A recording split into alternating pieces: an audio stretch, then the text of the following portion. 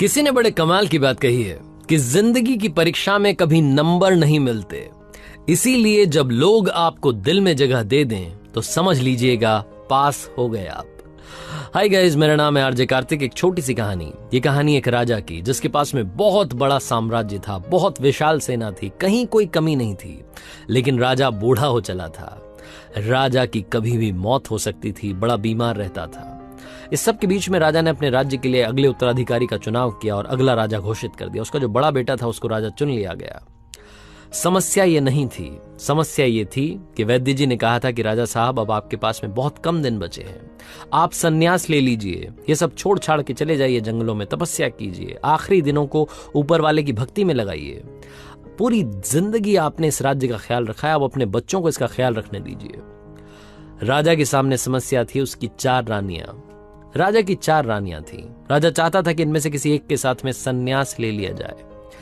चौथी रानी, जिससे सबसे आखिरी में शादी की थी, जिससे बेइंतहा मोहब्बत थी, नया नया प्यार हुआ था, उसके कक्ष में पहुंचा, उसके राजमहल में पहुंचा और जाकर के बड़ी उम्मीद से कहा कि रानी, मैं अब संन्यास लेना चाहता हूं, क्या आप मेरे साथ में जंगलों में चलने के लिए तैयार हैं? रानी ने साफ साफ मना कर दिया और कहा कि आपको जहां जाना है जाइए, मैं यहीं रहूंगी।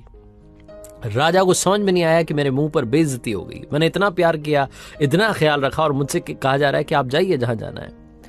राजा मुंह लटका करके उस कक्ष से, उस राजमहल से बाहर निकला और तीसरी रानी के राजमहल में पहुंचा। यहां बड़ी उम्मीद से जा रहा था, यहां भी मोहब्बत बाकी थी। जाकर के उस तीसरी रानी से कहा कि आपसे बेइंतहा मोहब्बत करते हैं, बहुत सारा प्यार करते हैं, क्या आप हमारे साथ में जंगलों में चलने के लिए तैयार हैं? हम अपनी जिंदगी के आखिरी दिनों को जंगलों में बिताना चाहते हैं, संन्यास लेना चाहते हैं। तीसरी रानी ने कहा कि ये क्या पागलपन की बातें कर रहे हैं, आप यहां रह करके भी अपनी जिंदगी बिता सकते हैं, आपको यहां रहना रही, हम आपके साथ हैं, लेकिन अगर आप जंगल में जाएंगे तो मैं दूसरी शादी कर लूंगी, मुझे आपके साथ में नहीं जाना।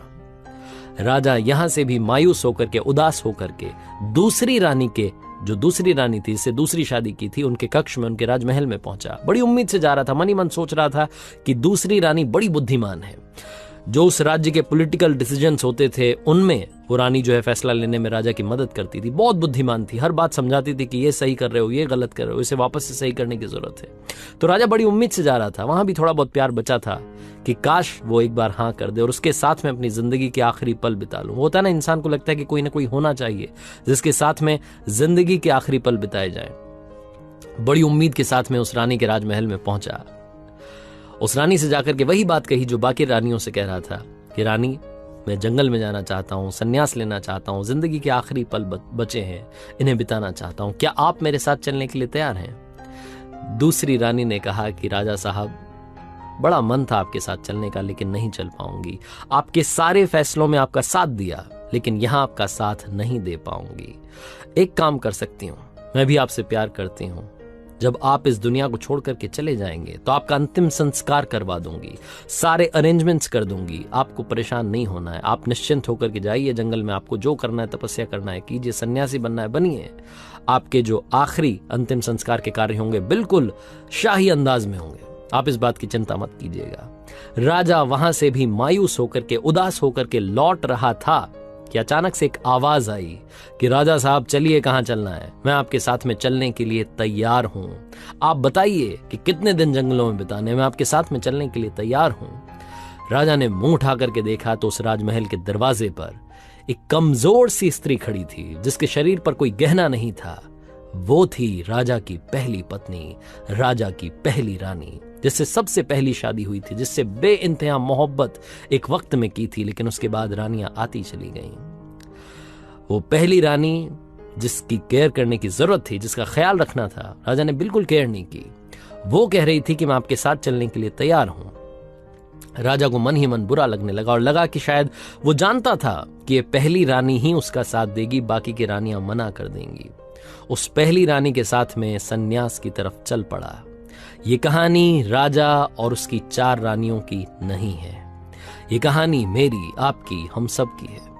ये कहानी उन 4 रानियों की है जिनके बारे में आपसे बात करना चाहता हूं। चौथी रानी यानी कि आपका शरीर, जिसके बारे में आप दिन रात सोचा करते हैं कि कैसे इसको फिट रखा जाए, किस तरीके से शानदार बनाया जाए, गोरा हो जाए, किस तरीके से रंग बदल ले, बहुत सारी चीजों के बारे में हम सोचते हैं शरीर की, लेकिन ये आपके साथ नहीं जाने वाला।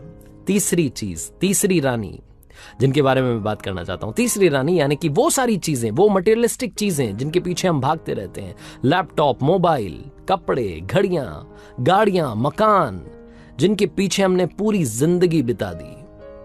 अगर आपको कहानी याद रही तो तीसरी रानी ने कहा था कि मैं दोबारा से शादी करूंगी, रीमैरी, यानी कि ये जो चीजें हैं, आप चले जाएंगे तो किसी और की हो जाएंगी, आपके पीछे, आपके साथ नहीं जाने वाली। ये सबको मालूम है, लेकिन फिर भी हम भागते रहते हैं, इनसे भी बेइंतहा मोहब्बत करते हैं। दूसरी रानी जिसने कहा कि मैं आपके साथ में जंगल तो नहीं जाऊंगी, लेकिन अंतिम संस्कार जरूर करवा दूंगी।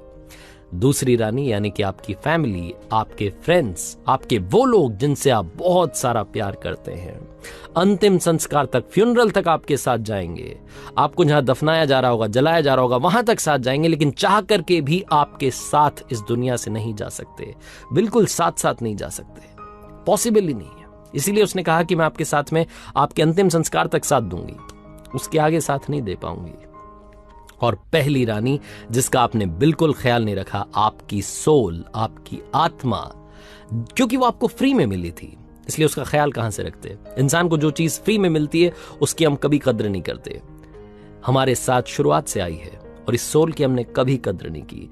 हम हमेशा इस दुनिया के पीछे भागते रहते हैं, कभी भी सोल से इसको क्या चाहिए, इंटरनल हैप्पीनेस के बारे में कभी भी नहीं सोचते, कभी भी नहीं समझते, हम जानना ही नहीं चाहते। हम हमेशा दूसरी, तीसरी, चौथी रानी के पीछे भाग रहे हैं, पहली रानी को लगातार निग्लेक्ट करते जा रहे हैं।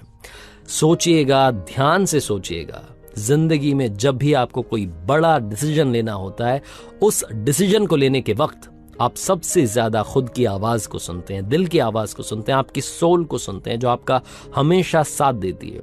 लाइफ के हर इंपॉर्टेंट डिसीजन में वो सोल आपके साथ होती है।